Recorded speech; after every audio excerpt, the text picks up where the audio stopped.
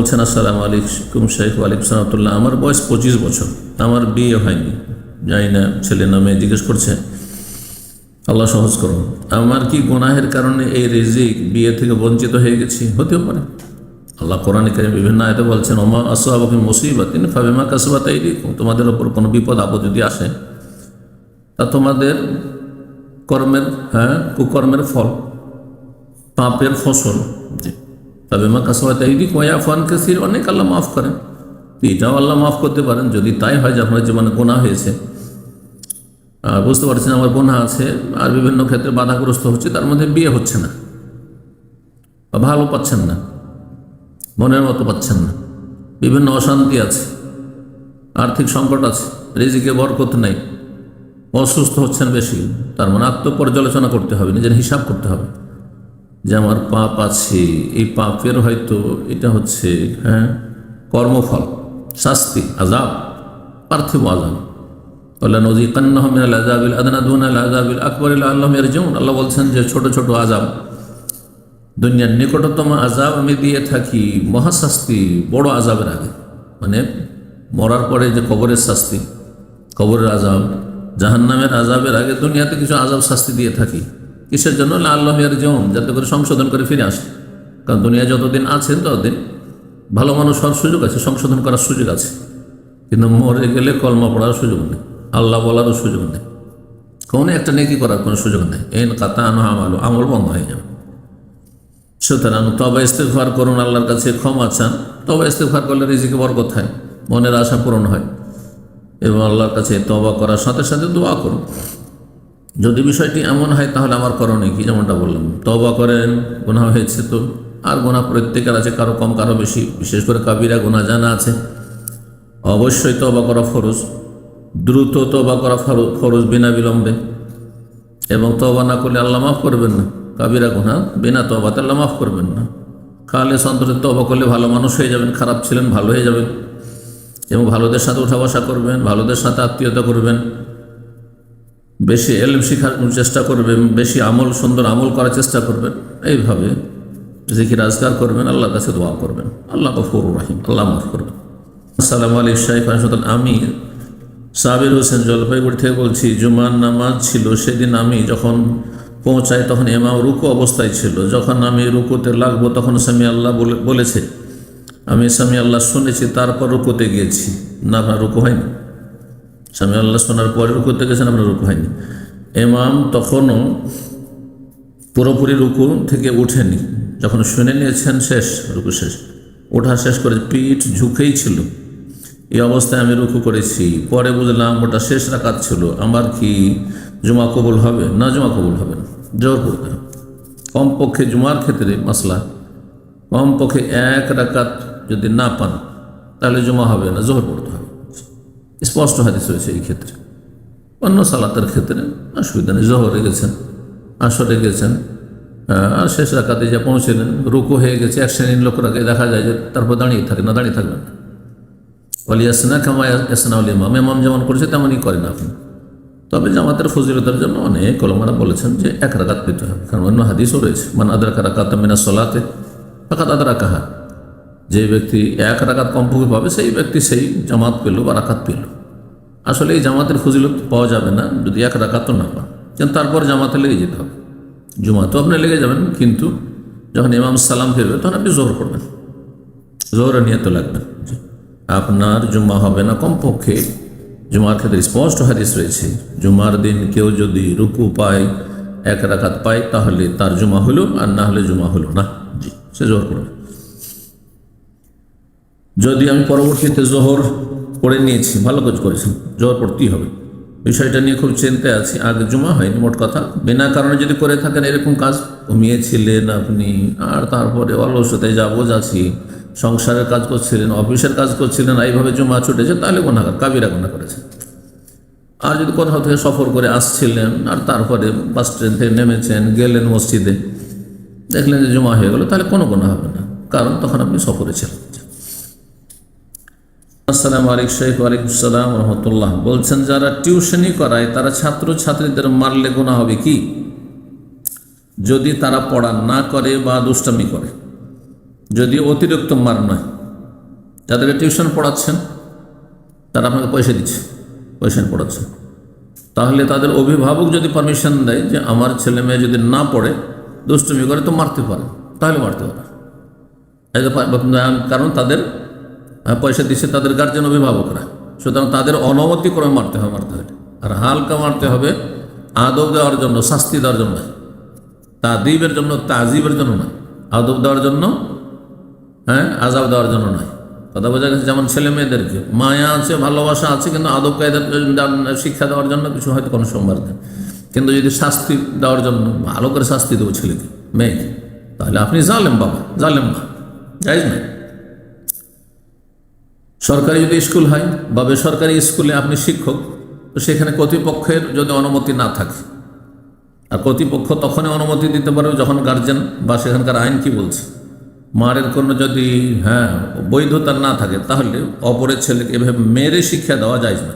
কারণ আন্তর্জাতিক মহল থেকে সুস্পষ্ট বিষয়টি যে মার শিক্ষা দেওয়ার মাধ্যম নয়, এভাবে মারপিট করে শিক্ষা দেওয়া যায় না।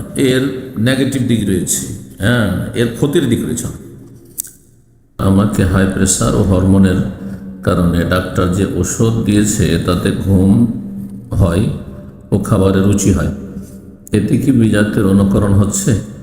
এতে আবার কিসের বিজাতের অনুকরণ? আল্লাহ হিদায়াত করে। ফরজটা আদায় হয় কিন্তু সুন্নত নফল তেমন বাড়াতে পারছি না। ফরজ আদায় করলে নাজাত পেয়ে যাবেন ইনশাআল্লাহ। সুন্নত নফল চেষ্টা করবেন, অথবা সালাতের জন্য যখনই স্থির হই তখনই মনে হয় শুধু ফরজটাই আদায় করব, কেন এটা মনে হবে? গাফিলতি কেন? সক্রিয় হবেন, বিশেষ করে আখিরাতের কাজে, জান্নাতের জন্য উদ্গ্রীব হবেন, মেহনতি হবেন। এতে কি ঈমান নষ্ট হচ্ছে? না, ঈমান নষ্ট হয় ফরজকে অস্বীকার করলে, দিনের স্পষ্ট বিষয়কে অস্বীকার করলে, অথবা সালাত ত্যাগ করলে, বড় শিরক কুফরি করলে, ঈমান ভঙ্গকারী কোনো কাজে লিপ্ত হলে। গাফিলতি এটি মুনাফিকের লক্ষণ, যথাসাধ্য গাফিলতি মুক্ত হইতে হবে। যার মধ্যে গাফিলতি আছে ইবাদত বন্দেগীতে, তার মানে তার মধ্যে মুনাফিকের চরিত্র রয়েছে। আল্লাহ রাব্বুল কোরআনে কারিমে মুনাফিকদের সম্পর্কে বলেছেন, ওয়াইদা কামু ইলা সালাতি কামু কুসালা, ওরা নামাজে দাঁড়াইলে বড় অলসতার সাথে নামাজ পড়ে, গাফিলতির সাথে, মন লাগে না, এমন যেন না হয়। মুনাফিকদের সাথে যেন হাসর না হয়, আল্লাহকে ভয় করবেন। আমরা যখনই ভালো কিছু রান্না করি তখন নিজে মন চাইলেও না খেয়ে বাচ্চাদের জন্য রেখে দিই, এতে কি আত্মাকে কষ্ট দেওয়া হয়? সবই রাখবেন না, নিজেও খাবেন, জি, আর ছেলে মেয়েকেও খাবেন, জি, বা গোনা হবে না, তবে নিজেও খাবেন, ছেলে মেয়েদের খাবেন, এটি ভালো। জি, নাহলে অনেক সময় হয়তো খুব ভালো জিনিস রান্না করলেন আর ছেলে মেয়েদের আবেগে ছেলে মেয়েদের রেখে দিলেন, ওতে বদনজর লাগতে পারে আপনার দৃষ্টি, কারণ আপনার মন ওইদিকে ট্রেনে আছে যে খাবারটা অত্যন্ত ভালো হয়েছে, কিন্তু নিজে খেলেন না। এমনটা অনেক সময় নিজের ছেলে মেয়েদেরই ক্ষতি করবে। বলছেন, আসসালামু আলাইকুম সাহেব, আলহামদুলিল্লাহ, কোরবানি শরীকে দেওয়া ভালো নাকি একা একটা খাসি দেওয়া ভালো একটা পরিবারের পক্ষ থেকে? কোরবানি সবচেয়ে ভালো গোটা উঁট দেওয়া, পুরো উঁট দেওয়া। 2 নম্বর ভালো হচ্ছে পুরো একটি গরু দেওয়া। 3 নম্বর ভালো হচ্ছে গোটা একটি খাসি, বকরা, বকরি, মেষ, দম্বাদম্বি দেওয়া। 4 নম্বর হচ্ছে ওটের ভাগ। 5 নম্বর হচ্ছে গরুর ভাগ। 5 নম্বর হচ্ছে গরুর ভাগ। তো এই 5 নম্বরে কেন যাবেন, যেখানে 3 নম্বরে একটা খাসি বা একটা দুম্বা, একটা ভেড়া দিলে আপনি 3 নম্বরের ফজিলত পেলেন, তো 5 নম্বরে কেন নামবেন আপনি? ভাগের কোরবানির চাইতে গোটা একটি খাসির কোরবানি, একটা পশুর কোরবানি, এটা অনেক উত্তম। জি, এবং একটি খাসি একজনের এবং তার পরিবারের পক্ষ থেকে যথেষ্ট, যতই সংখ্যা তাদের হোক না কেন। আসসালামু আলাইকুম সাহেব, আমার প্রশ্ন, কোরবানির সম্বন্ধে আমাদের বাড়িতে একটি ছাগলের বয়স 14 মাস পেরিয়ে গেছে, অথচ দাঁত ভাঙেনি, মানে দুধের দাঁত ভাঙেনি, তাহলে কি তার কোরবানি দেওয়া যাবে কি? দলিল সহকারে উত্তরটি দিয়ে উপকৃত করবেন। নবী সাল্লাল্লাহু আলাইহি ওয়াসাল্লাম তাজবাহিল্লা মুসিন্না, মুসিন্না ছাড়া কিছু জবাই করবেন না। মুসিন্নার অর্থ কি? অনেক আহলে হাদিস ওলামারা বলছেন মুসিন্না মানে দাঁতা, দাঁতা হইতে হবে। তো যারা বলছেন দাঁতাই হইতে হবে তাদের মতে হবে না, যদিও 14 মাস বয়স হয়ে গেছে কিন্তু দাঁতে নেই। এই 14 মাস এটা হচ্ছে ছাগলের ক্ষেত্রে, ছাগলের ক্ষেত্রে, কিন্তু যদি গরু হয় তো কমপক্ষে 2 বছর বয়স হইতে হবে, ওঁট হলে কমপক্ষে 5 বছর বয়স হইতে হবে, জি। আর ছাগল হলে 1 বছর যথেষ্ট। অধিকাংশ আমাদের কাছে লা তাজবা ইল্লা মুসিন্না মানে 1 বছরের, 1 বছর বয়স হলে দেওয়া যাবে। কিন্তু কেনা ছাগল সম্পর্কে তো আমার জানা নেই, যে বিক্রি করছে সে তো মিথ্যা কথা বলতে পারে, কারণ কোরবানির যখন সিজন তখন বেশি মূল্য পাবে, লাভবান হবে, সে মিথ্যা বলবে। আজকাল অধিকাংশ লোক অসৎ, আল্লাহ পরকাল কিছু চিন্তা নেই, পয়সা হলেই হবে, এই জন্য মোটে বিশ্বাস করা যাবে না কারো কথা। তবে আপনারা নিজের বাড়িতে যদি মানুষ করে থাকেন 1 বছর হয়ে থাকে তাহলে জায়েজ অধিকাংশ আমাদের নিকট। দাঁতা হলে এটি অধিক সতর্কতা, আপনি তাহলে নিশ্চিত, বিষয়টিতে দ্বিমত রয়েছে। আবার বলছি, সতর্কতামূলক দাঁতা বা দাঁত ভেঙেছে, দুধা দাঁত ভেঙেছে আর তারপরে দাঁত গজাচ্ছে, খাবারের দাঁত, এইরকম হলে তখন দেবেন আপনি। আসসালামু আলাইকুম শাইখ আলিম সাহেবুল্লাহ, আমি নাইট ডিউটি করে আসি রাত 2:30। একজন প্রবাসী জিজ্ঞেস করছে, বেশে গোসল করে ক্লান্ত শরীরে কখন ঘুমিয়ে যায়, ফজরের নামাজ নিয়মিত হয় না, আল্লাহ তৌফিক দান করুন। এই মানে জোর থাকলে শরীরও জোর হয়ে যাবে। ঘুম দুনিয়া আর নামাজ হচ্ছে আখেরাত। ঘুম হচ্ছে দুনিয়া, আপনার দুনিয়া শরীরের আরাম, আর আপনার ফজরের সালাত হচ্ছে পরকাল জান্নাত। আখেরাতকে প্রাধান্য দিতে হবে, তাহলে জান্নাত পাওয়া যাবে। ও আসার আল হায়াত আর দুনিয়া, আল্লাহ করে বলছে যে দুনিয়াকে প্রাধান্য দেবে, জাহান্নামে যেতে হবে। এটা করলে হবে না, ইচ্ছা করে ঘুমানো যাবে না, অনিচ্ছা করে তো ঘুম চলে এসছে, সে মাঝে মধ্যে হইতে পারে। এখানে ফজরের নামাজ 3:50। আমি রিংটোন দিয়ে রাখলে রুমের বাকি 5 জনের ডিউটি করে, তারা রিংটোনে ঘুম ভাঙে আর তারপরে বেশি কথা বলে, ঝগড়া লাগায়। এই অবস্থায় আমি কি করতে পারি? আল্লাহ তৌফিক দান করুন। এই খারাপ অসৎ লোকদের সাথে বসবাস করবেন না, জায়েজ না। যারা নামাজ কেউ সাথী সঙ্গীরা পড়লে কষ্ট পায়, তারা মুসলিম না, মুরতাদের মুসলিম সমাজের ইসলাম ভঙ্গ হয়ে যাবে। নামাজিকে দেখলে কেউ যদি ঘৃণা করে, অথবা কেউ নামাজ পড়ছে রুম থেকে সেই জন্য তাকে ঘৃণা করে, নামাজের জন্য যাচ্ছে সেই জন্য কষ্ট বোধ করে, তাহলে সে কাফের হয়ে যাবে। সে নামাজের জন্য তাকে ঘৃণা করছে, তার রূপ চেহারা দেখে ঘৃণা করছে, ইমান ভঙ্গকারী বিষয়টি, মুরতাদ হয়ে যাবে। আল্লাহ বোঝা তৌফিক দান করুন। এইসব মুরতাদ পাপিষ্টদের রুমে থাকা যায় না, এইসব আল্লাহর গজব নামছে, এইসব রুমে, এসব রুমে, এইসব জায়গায় আল্লাহর গজব নামছে। তবে যদি আপনি গরিব মানুষ হন আর কোম্পানি বাসা দিয়েছে, নিরুপায়, সেটা আলাদা কথা। পয়সা আল্লাহ ভালো স্যালারি আছে, কোম্পানির বাসা আছে, অন্য জায়গায় থাকবে, অসৎ লোকের রুমে কেন থাকবে না? ফজরের সালাতটা কখন পড়বো? ঠিক যথাসাধ্য চেষ্টা করবেন আপনি উঠার, আল্লাহর কাছে দোয়া করবেন, চেষ্টা করবেন।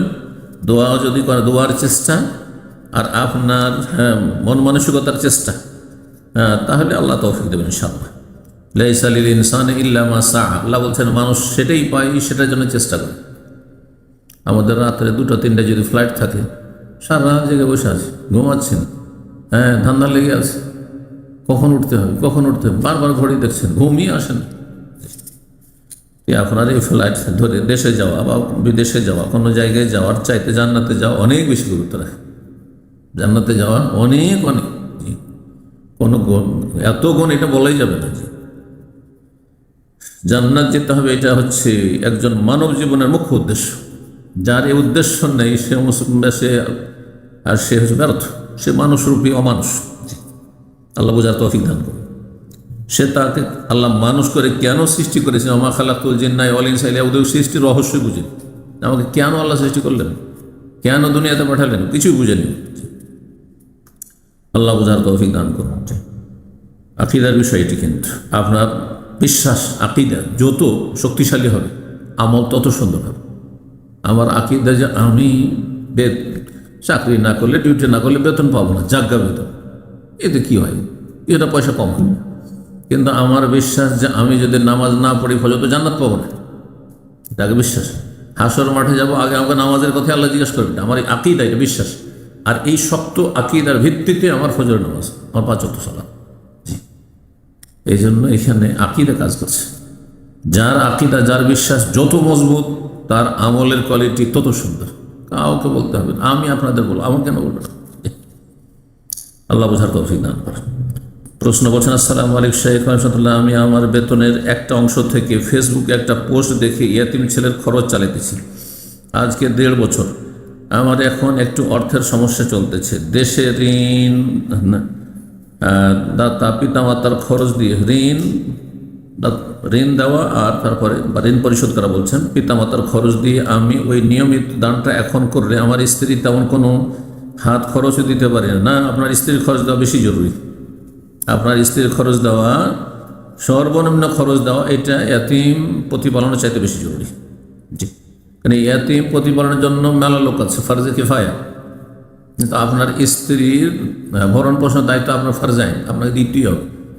আপনার বাবারও ফরজ না, আপনার মায়েরও ফরজ না, আপনার ভাই বোনেরও ফরজ না। জি, এমনকি আপনার শ্বশুরের ওপর ফরজ না, যদি বিয়ে দিয়ে দেওয়ার পরে আপনার ফরজ। বলছেন যে আমার স্ত্রী বলে, তুমি আমার খরচ না দিতে পারলে তাহলে আমাকে তালাক দিয়ে দাও, এখন আমার করণীয় কি? আপনি এতিমের খরচ খরচা এতদিন চালিয়েছেন পূর্ণ মাত্রা, এখন অল্প কিছু দেন, একেবারে ছেড়ে দিয়েন না, পরামর্শটি অল্প কিছু দেন যে এইটুকু দিতে পারছি, আর স্ত্রীকেও দেন, হ্যাঁ, কমপক্ষে তার খরচ চলার মতো কিছু খরচ দেন।